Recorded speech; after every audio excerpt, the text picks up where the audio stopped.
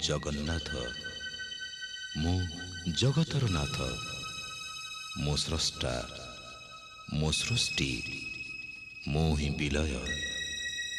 ମୁଁ ହିଁ ଧାରଣ କରିଥିଲି ମୀନ ରୂପ।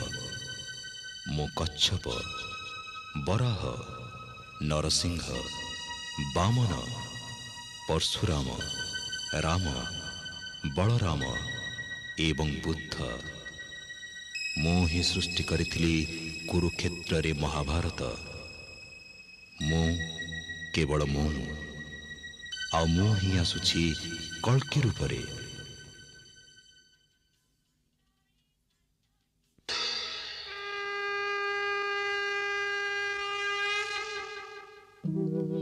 यदा यदा हि धर्मस्य